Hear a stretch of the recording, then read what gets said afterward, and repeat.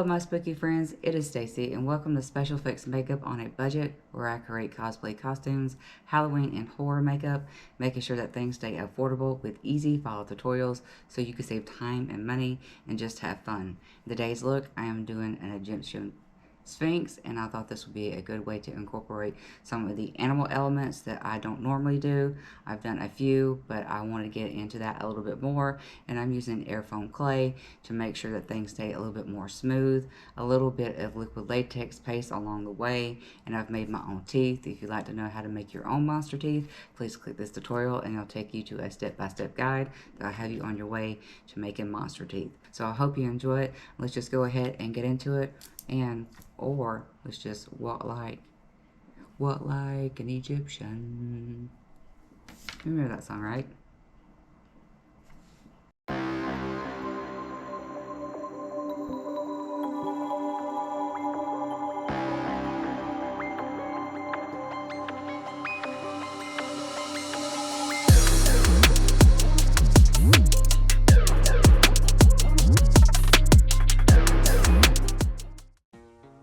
To begin, I'm using craft foam paper and using a template. I cut out a notch in the center of this to be able to fold it onto my head cast a little bit better, but I cut out two shapes and then I went through at the top and I made the ears a little bit more softer, and I got rid of the point. Now that's up to you how you want to do your ears, but this was to be the Sphynx cat, and so I wanted a lot of folding and bending in the ears, and I glued these onto my face cast, which also has a ball cap, and up underneath the ball cap is plastic. That is a preference for me because I like to draw on the cast, and I also like to be able to lift it without prying my fingers up under any sculpt that I may put down.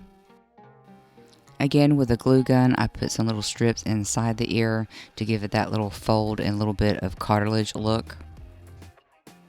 Now, oddly enough, going with the animal of the version of Sphynx, also spelt different than the pyramid Sphynx in Egypt.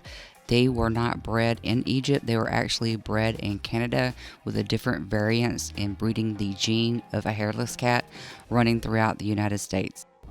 I am creating a liquid latex paste, and you want to mix very little as possible because it will dry out on you. So what I do is I pour just enough I think that will cover at least one area, and then I sift in my flour, getting rid of all the clumps and going in and making sure that it's not runny by sifting in some more flour. I do have a longer version of how to mix liquid latex paste that's in more detail, so if you like to get into that, I will link it in the description below. And the reason for me using liquid latex paste over into the ears is because it will build up dimension a little bit and also make it easier to apply paint, because foam will absorb a lot of paint depending on what you're using, and I'm using a lot of water paints today. But also, if you want the ears to bend a certain way, this will make it a little bit more stiff, so you could actually bend the ears a little bit if that's what you want. But this is another way to do it. And also, you could absolutely sculpt this with a thicker liquid latex paste onto a mannequin head or a styrofoam head. You don't necessarily need a cast, but this is just what I chose to do to show you both variations. But I'm going in with a brush, and this brush is a plastic bristle.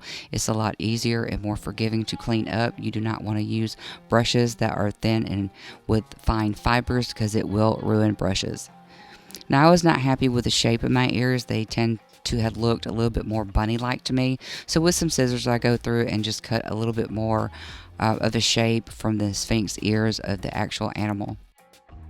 The stand I have my cast on, and my cast is pretty heavy. This is a very cheap cake turning pan that I got from Walmart. Pick up a couple, they're easy to find and use, they clean up very well. Now, going in with some air foam clay, I'm creating those folds that you see in the animal Sphynx, because they are hairless. When they move their ears, that their skin folds into the middle and around onto their forehead. So what I do is I roll up a few little pieces and I place them onto the edges of the ear, onto the back of the ball cap, and over onto the front. And using a tool dipped in water or my fingers, I begin to push those in together so they actually look like one piece. I am sculpting from the bridge of the nose up to the forehead. This is going to be the metal plate that I have in this design. And when it comes to sculpting, Go with basic shapes because this one got away from me a little bit. As you see here in a few minutes, I had the part of the lips of the cat's face and the nose, and I went ahead and I put in my teeth. I do have a tutorial about how to sculpt teeth that will also be listed in the description below, but these were made out of polymer plastic. So I put these in and got these into place, and I was happy with the teeth, but I was absolutely not happy with the nose sculpt because I had all this bulk and dimension from the top of the head going into the bridge of the nose, and I went back and I re-sculpted so I'd have more depth and more height into the nose from the bridge out into the top portion of the mouth that cover up over the teeth. So block out your sculpts in basic shapes. If it covers a big area, make it square or oval, or go in with triangle like I did with the nose here. And every tool that I use to blend in, whether it be a spatula or you see a rounded tool, I always dip my tools into water to make sure that I'm able to push out anything that isn't together or is too much in the design. If you press too hard, put your finger in some water and smooth it out. It's very easy to do and work with air foam clay. Now the Sphynx cat, the animal, does not have any whiskers because of the genetic breed with the hairless. They tend to, if they do have any, they will fall out very early, but the indentation around the mouth is still there, and I'm just using this tool to give it that effect. Using some more clay, I go in and sculpt around the cheekbones, making sure to press that out around the orbital bone because we want the orbital bone and the cheekbone to meet, but you don't want to see the impression of two different pieces. So once you put that in, you press it around and start to take water and a tool or your finger and get that melded and blended in with the other pieces. So as we know, in Egypt, they held the cat in high regard. The cat was seen as a protector. They also kept bugs and rodents out of their homes and also their crops, and that's why I had the idea that once you see some of the hieroglyphics on a wall, you see a lot of animal heads onto human beings. So I thought this concept, make it look like a hieroglyphic came to life off the wall. So those are my reasonings for keeping things dusty and not glossy, and those are things you may want to consider how you want this to look. So in order for me to get back to basics and going back to basic shapes, I had to remember my concept and where I was going with it, because this sculpt did get away from me a couple of times, but once I got back into the right mindset, it worked out for the better. Now I'm going in with a few more pieces of clay, and I'm making that, I want that to be a little bit more separate and with higher dimension because it is supposed to be a metal plate. And the idea and the design of the plate was, although having the edges trimmed out, I also put a couple of small pieces in the center to kind of mimic that raised skin look from the actual animal itself, but turning it into gold. So I incorporated a life and a non-life idea element at the top, and I liked it. It came out pretty good. I was happy with it. Back in, making sure that I have enough edges smooth out with my finger. I go in and make sure that everything is put into place. You see I tap my finger into anything that I want to blend in together, and going through the idea of having gold on this head as well as the gold elements because of the machining process. In the days of Egypt and without heavy equipment, I kept that hammered gold look throughout this design. I thought about how you would see tool marks, and if you do look at any artifacts that were found that were gold in jewelry, it's not a high bright shine. So those were my intentions and my concept, keeping things dusty and not extremely bright, but having that contrast of gold popping off against the darker colors of the cat skin. Another fun fact about the cat in Egypt, as a pet, once a pet passed away, the family would mourn and they would shave their eyebrows to do it. I don't exactly know why. Maybe somebody out there knows, but please let me know in the comments below if you know why. But I had the idea that if you took away the element of most of your face, your eyebrows do hold a lot of area that has that is animated, and so I figured that in order to show the solemnness on their face, that they would take away their eyebrows in order to show the sadness. That's just my idea. That's what I think. And with some more clay, I go in and I create the side pieces, and I want to be sure that these sides actually go up over the ear at the bottom and over the actual ball cap, because you want this to be one piece when you take it off, and you don't want to have to glue everything down. So this is a good way to keep it as a mask, so to speak. And going in and making sure that everything is in place.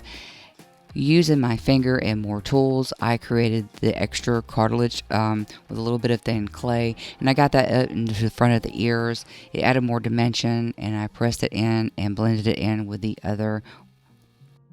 clay that I'm using. I will link that into the description also, along with this tool set that I use. I'm very happy with it. They clean up very well, nice and sturdy, so I'll have that link for you guys also. I rolled out a piece of clay in order to make the color that you see me wearing in the look, and I go in with this same set of tools that has the carving tools in it, and I go in and place some indentions into that, along with using this tool for that hammered look. And if you have an area that you pressed in too hard, just wipe it through with your fingers. I like to keep a bottle of water as well as a cup of water, and just go through and make it your own look. The hammer marks are random and different sizes, so it's good to just play around with it. Now I am using the Mehron Paradise pastel paint, where I use that in brown to go onto the inside of the ears, and also mixing with a mixing liquid in Mehron's gold powder. I get the plate colored along with putting in highlights and lowlights.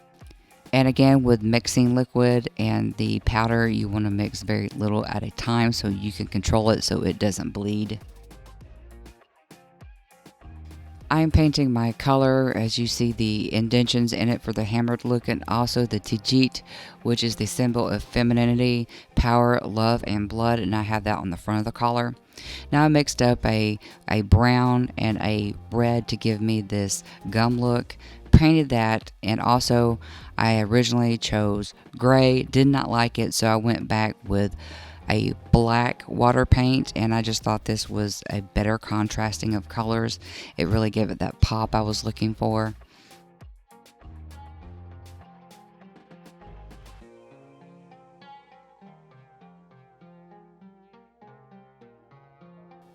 For my nose, I mixed a cool tone gray, so once I tapped the color in, it would look like a jewel into the sand. So my idea was that it was like turquoise, sandy, again with the idea of the hieroglyphics coming off the wall. And I went back through it with my gold paint, and I decided to also paint the design at the very top. And with a dry brush and my Mehron powder, I go through and highlight the tips around the edges of the ear, and also some of those indentions, just bringing out some of the highlights that we pushed into that clay.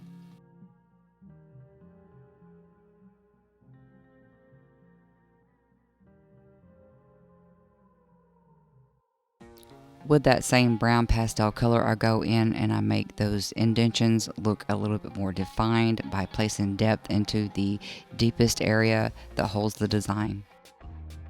Using black spray paint, I get the ball cap covered. Now you can pick these up at Spirit Halloween, but also you can find them at Walmart, and every time I see them, I just grab a bunch at the same time to be able to stock up. Now painting my Tijit with a little bit of black watercolor just to bring out the design in it, and this is calling for a lot of black over the skin, so I am using Indie Cosmetics black foundation, and it is very saturated and it is very opaque, and it wears and feels better on the skin than water. I'm running out of black water paint, so this is the reason why I chose to use it, and as you can imagine, this took a very long time to do.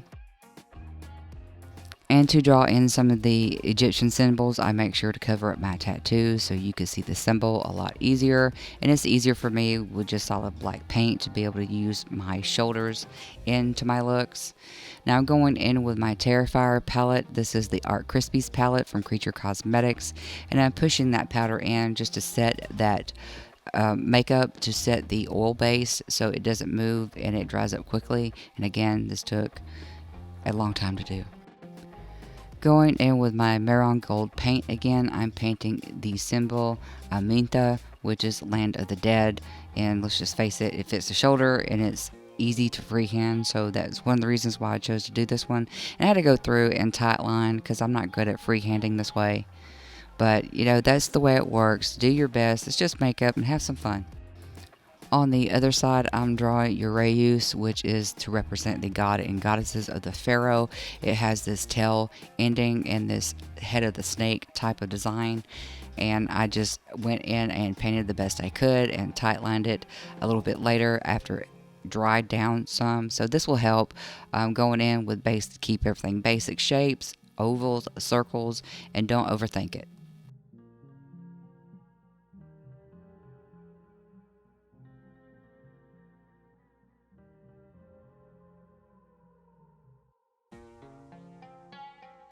After I got that colored in for the head of the snake, I painted some gold bands up underneath each design. Another thing I found interesting about the spelling of the word cat is MIU for a male and MII for female, and it basically stands for the one that mews, so the meow of a cat, and I think that was pretty cool. Putting on my cat head, I go in with a little bit of liquid latex. This is a clear dry formula and it's what I prefer to use most of the time. I will link that into the description below, and I'm just making sure that the ball cap is down and in place. There's not a whole lot to push into place in this ball cap. I didn't have to cut it and it fits pretty good with a little bit of gold on the earrings, onto the ears, and a little bit of dusting around the lips. I am now officially a Sphynx cat.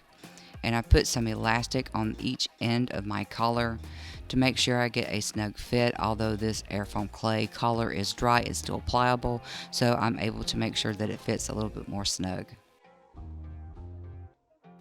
Here is the final look. I hope you guys enjoyed this one today. I hope you got some good information out of it, or if you learned something about Egyptians and their love of the cat. Do you love cats? Are you a cat lover? Are you a dog lover? Or just an overall animal lover? I appreciate you guys being here with me today. And if you'd like to see sneak peeks, behind the scenes footage, or vote on my next look, you can find me on Instagram and Twitter. Those links are below. And thank you for hanging out, and I will see you guys next time. Bye.